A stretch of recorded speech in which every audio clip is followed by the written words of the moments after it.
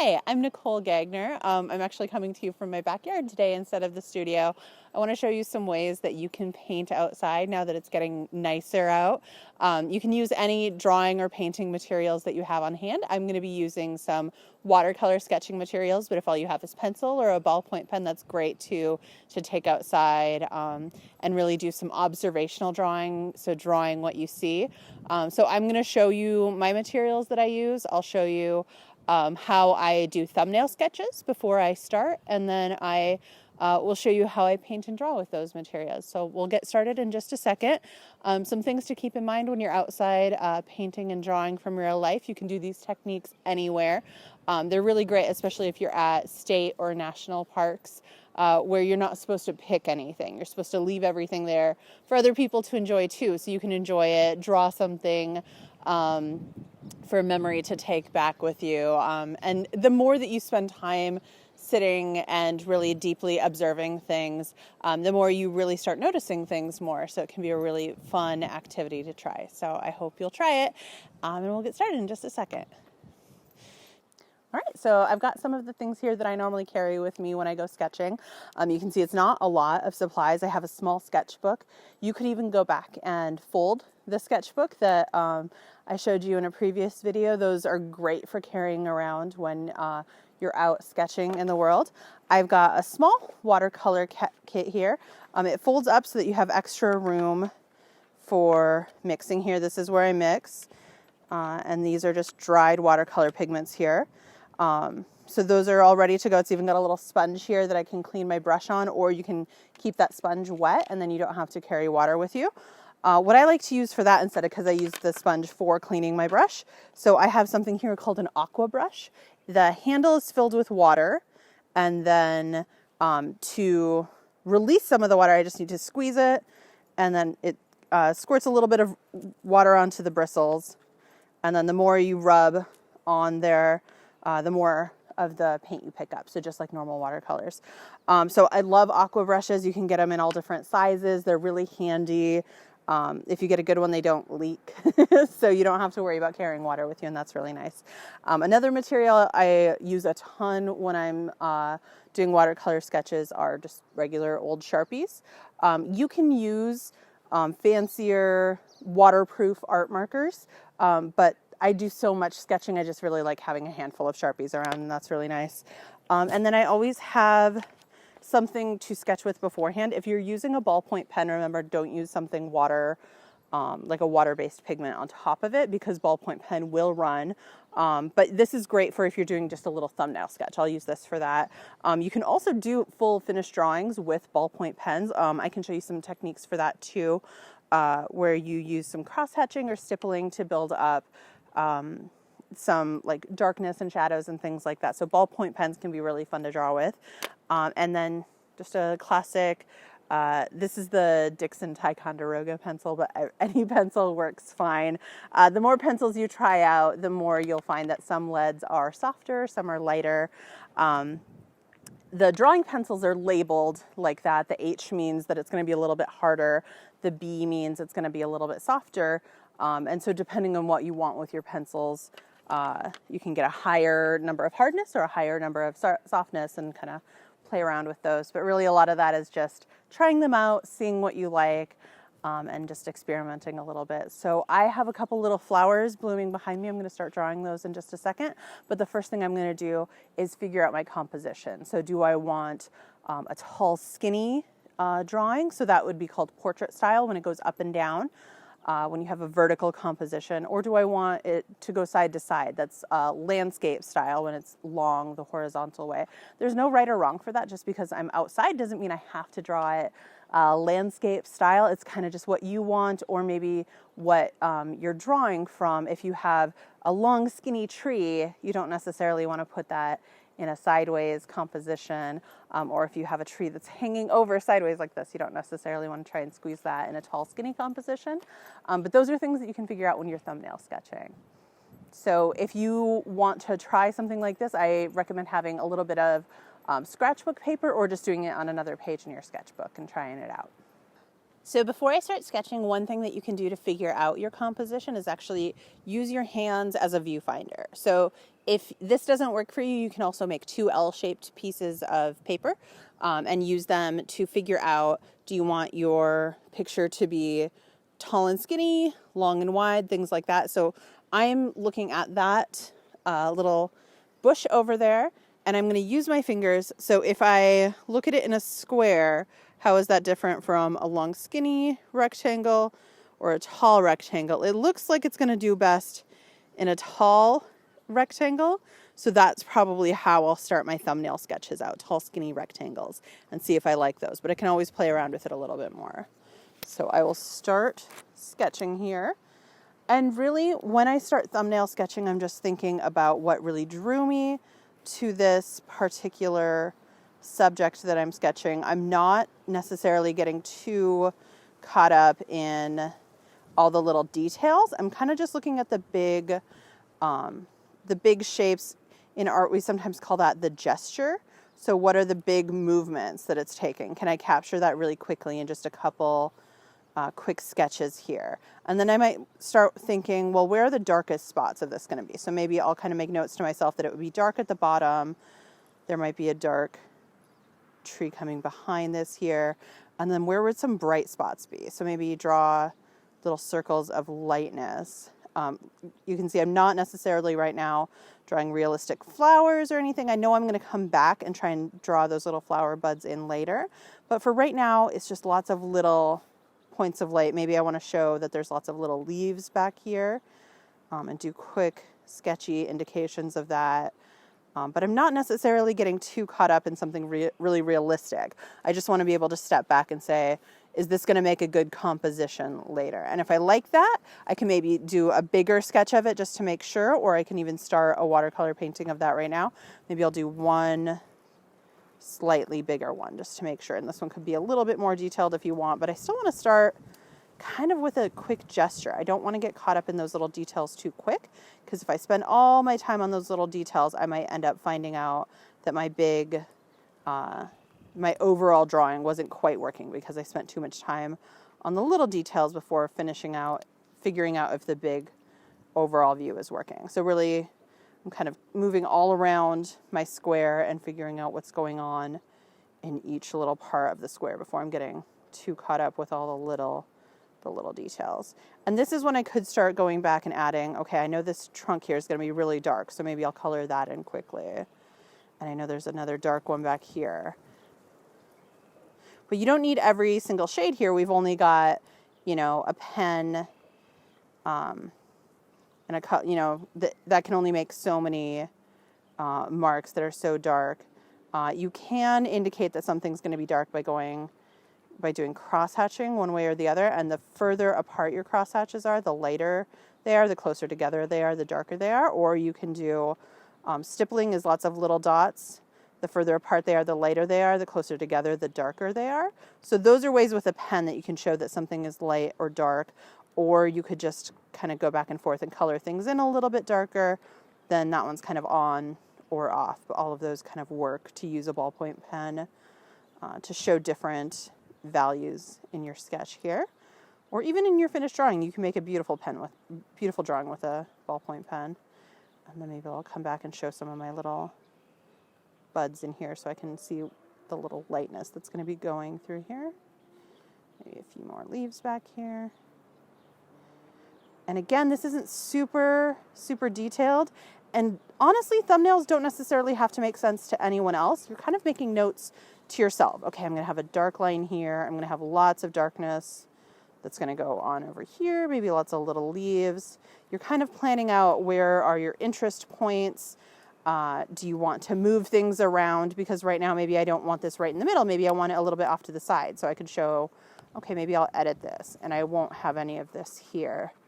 And then that way it's not quite in the middle. It's a little bit more off to one side. So this is kind of where you figure all of your ideas out before you start on a big finished painting. So once you're happy with that, you can move to another page. And I will start sketching in pencil now. Okay.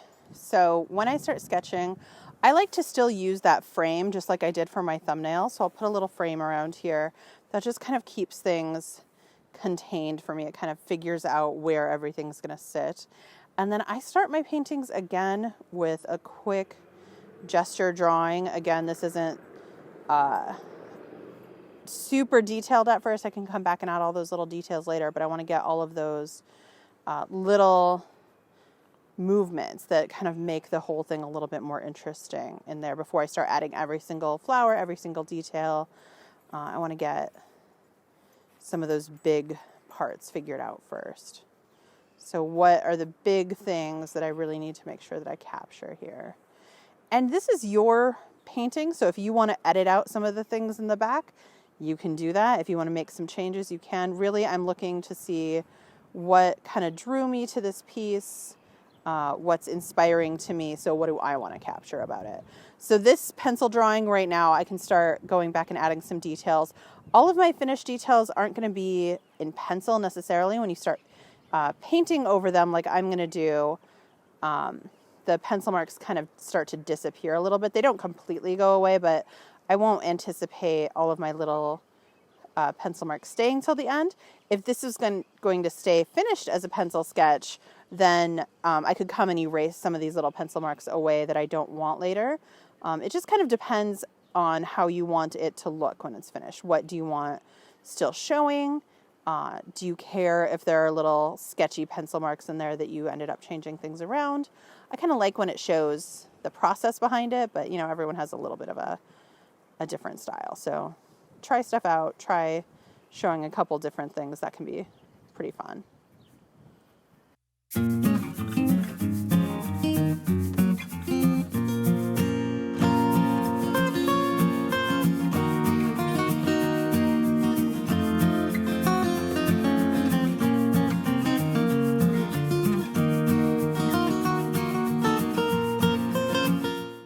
Okay, so I'm pretty happy with this as a quick sketch to get started. I'm going to use a Sharpie next. So you don't have to use a Sharpie, but I like to kind of pull out some of those more defined lines or details before I start coming in with my watercolor. If you wanted, you could always wait till the end, let your painting completely dry, and then come back with the little details of Sharpie. I'm going to start with Sharpie first instead because you can paint right over it and it doesn't hurt it. So I'm just going to do that now.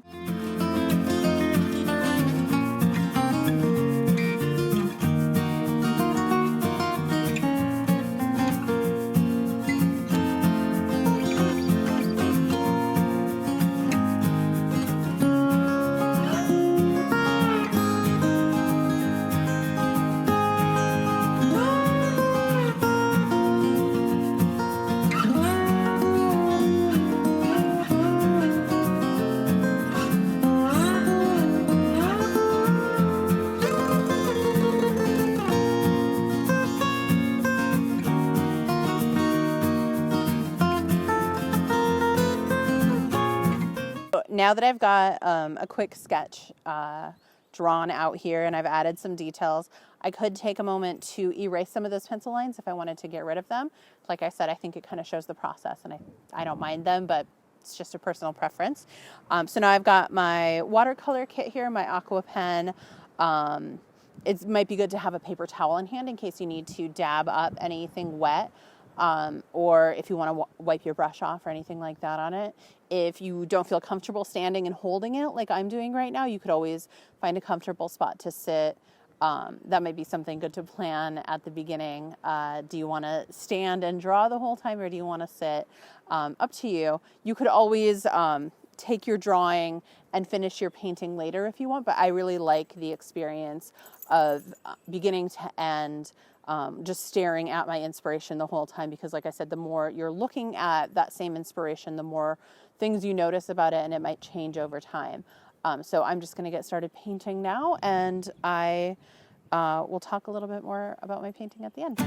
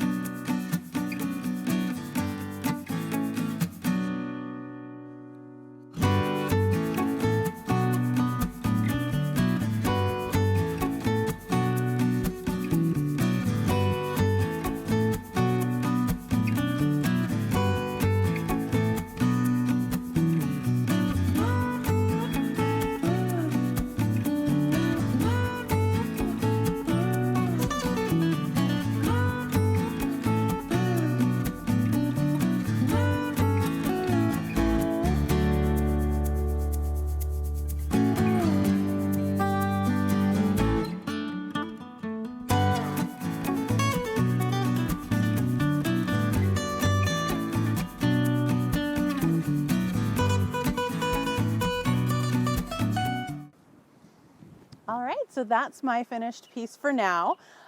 This is definitely a subject that I could revisit. I could keep working on this same piece, or I could start another piece inspired by this. Maybe I want to try things a little bit differently next time. That's part of the fun, really, getting out in nature, enjoying what you're seeing, spending a lot of time looking at things and really observing details closely. That's all part of the fun. So I encourage you to do it with whatever materials you have. Some other things to keep in mind: if you are not in a shady area like I am, if you're out in direct sun, I recommend, of course, wearing sunscreen just for your health. That has nothing to do with the art. But if you are trying to capture the color of something, if you're painting things in color, sunglasses will really change how you see colors. So painters that want to paint in direct sunlight will wear big hats to block the sun from their eyes. A lot of times they'll even have umbrellas to protect their paints. Watercolor isn't really affected by it, but other paints like oil or acrylic can really be affected by direct sunlight. So those are a few things to keep in mind, but mostly just go out, enjoy yourself, enjoy the beautiful weather now that we're getting some spring and summer weather here, and just have fun. Use whatever you have. If you've got pencils and ballpoint pens, draw with that. If you've got watercolor or other paints, try those and just have fun with it.